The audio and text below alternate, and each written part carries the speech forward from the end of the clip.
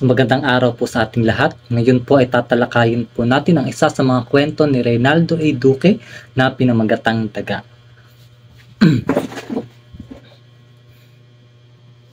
Panimula, Reynaldo Duque ay isang kilalang Pilipinong manunulat at guro. Siya ay kilala sa kanyang mga akda na naglalarawan ng buhay ng mga Pilipino sa iba't ibang panahon at kalagayan. Isa sa kanyang mga kilalang akda ay ang Daga.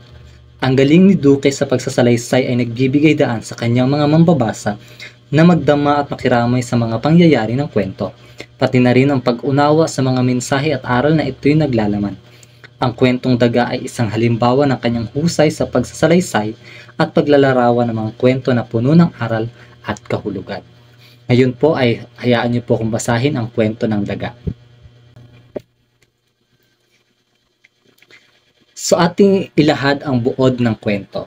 So mabilis ang hakbang ni Alfredo de Macaraos habang tinutugpa ang makiting na tabling na nagsisilbing tulay sa estero lampas ng 10:00 ng gabi sa Calle Perfecto.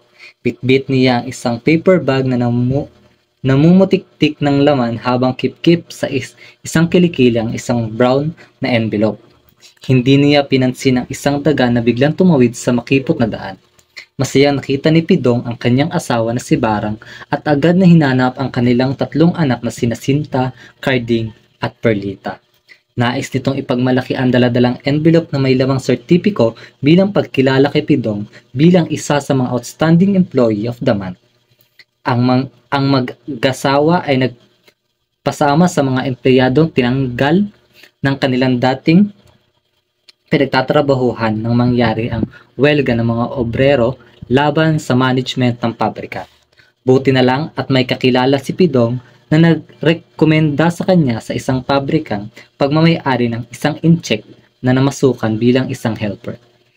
Hindi makapaniwala si Barang sa nakuhang sertipiko ng asawa dahil sa may mga kasama ito sa trabahong mga profesional na ngunit hindi siya rin ay umaasang may pagtaas sa sweldo ng kanyang asawa bukod sa gantimpalang 1,000 na natanggap.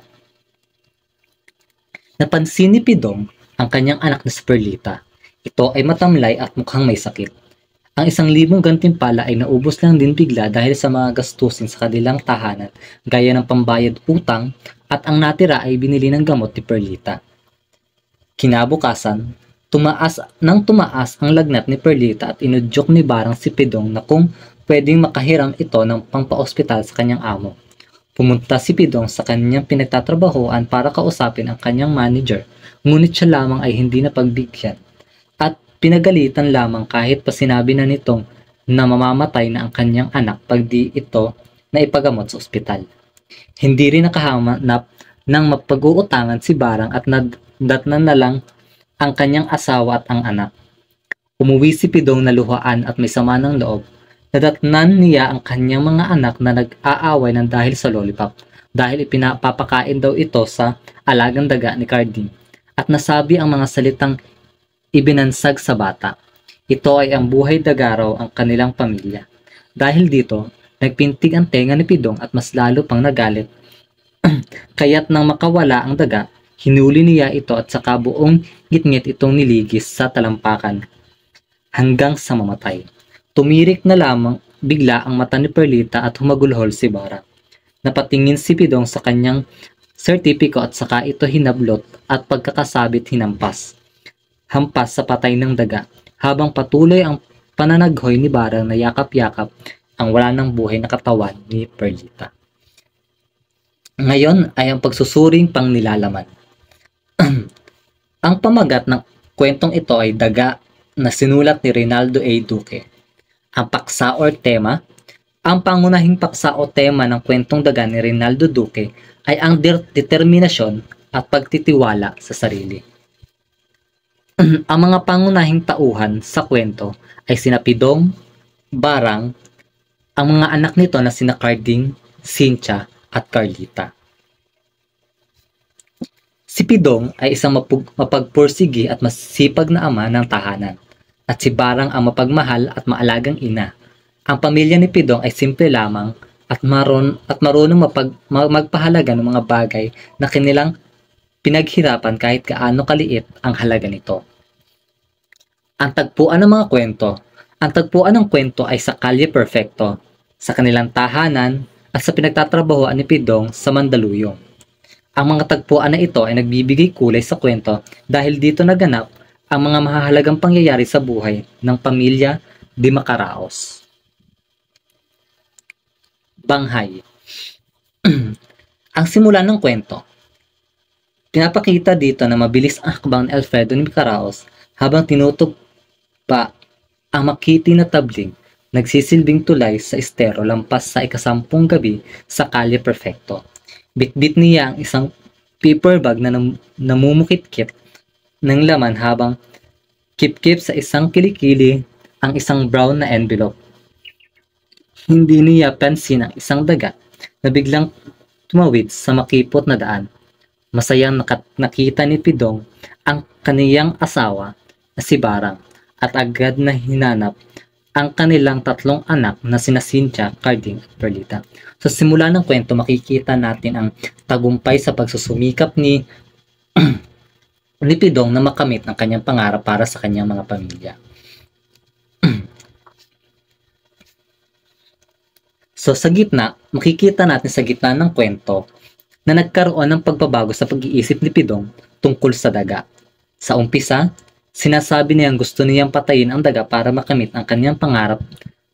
Ngunit sa gitna ng kwento, nagkaroon siya ng pananaw na ang daga ay hindi lamang isang hayop, kundi isang taga-agaw ng mga pangarap at tagumpay. Sa gitna ng kwento, nagsimula si Pidong na makita ang daga bilang isang kaagaw ng kanyang mga pangarap at tagumpay. Naging masalimuot at nagsimulang magalit sa mundo. Nagsimula siya magtuon ng nakapagpalabas sa mga tao na nagtutulungan sa kanya. So ang wakas naman ng kwento ay nagpapakita na naging mapanira si Pidong at sumiklab siya sa mga tao na tumutulong sa kanya. Ang kanyang pagkalayo sa realidad ay nagresulta sa kanyang pag-ibay ng mga pangarap at tagumpay. Ito ay nagpapaalala rin sa mga bata na mahalagang lesson. Ang kababayan, ang paghihirap, at ang pagkalayo sa realidad ay maaaring maging sanhi na isang malalim na pagkakalugmok. Sa katunayan, ang kwento ay nagpapaalala sa ating lahat na dapat nating mag-ingat sa mga bagay na nakakapagpabago sa ating mga pangarap at tagumpay. So ngayon, ay susuriin natin ang panitikan na ginamit sa kwento. Ang bisa sa isip. Ang akda ay nagbigay kaalaman sa mga mambabasa na hindi dapat magpadala sa bugsok ng emosyon. Ang problema ay kayang solusyonan dahil ang pamilya ang pinakaimportanteng bagay sa mundo. Ang bisa naman ng damdamin, ang pagiging kumpiyansa sa nakamit mong tagumpay at hindi pagbibigay importansya sa kung ano ang dapat gawin ay ang nangibabaw sa akda. Kahit anong hirap ng buhay ang dumating, dapat tayo maging matatag at sumabay sa hamon ng buhay. So ang implikasyon sa lipunan, pinapahiwatig ng mga akda ang tunay na katayuan ng mga taong mulat sa kahirapan na kahit gaanong pagsusumikap ang gawin nila ay hindi pa rin magiging sapat para sa kanilang pamilya. So ang pagdulog ng teorya. So, ang kwentong daga ay isang konsepto na tumutukoy sa kahalagahan ng pag-unlad ng kaisipan at kakayahan ng tao. Sa pamamagitan ng teoryang ito, pinapalakas ng may akdang ang ideya na ang bawat isa sa atin ay may potensyal na hindi palubos na inapapakita at nasasalamin ng ating mga gawa at kilos. So sa pag-aaral ng teorya na ito, maaaring mas lalo pa nating maunawaan ang iba't ibang aspeto ng pag-unlad ng tao, kasama na ang pagpapalakas ng ating kaisipan, kakayahan, at pagpapabuti ng ating sarili. Ang pagiging bukas sa pagtanggap ng mga bagong kaalaman at karanasan ay isa sa mga paraan upang mapalakas ang ating kakayahan. Ang teorya na nakapaloob dito ay ang teorya ng humanismo. Para sa akin, ang nakapaloob sa kwento ay ang teorya ng humanismo. Dahil pinapakita sa kwento ang mga ideya na tumutukoy sa pagpapahalaga sa buong pagkatao ng tao, kabilang ang kanyang kakayahan, kasiyahan, at tag-unlad bilang isang individual.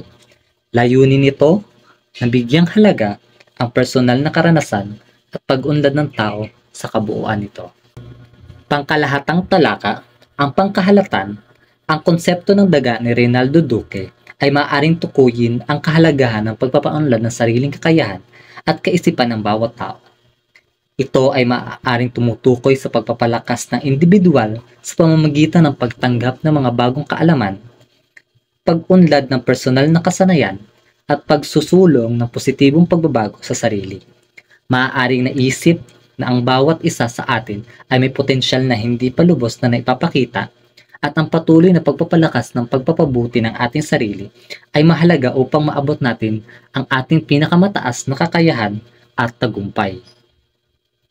Ang pagpapahalaga sa pag-unlad ng sarili at pagtanggap ng mga hamon bilang oportunidad sa paglago ay ilan lamang sa mga pangunahing aspeto na maaaring imbakan ng konseptong ito.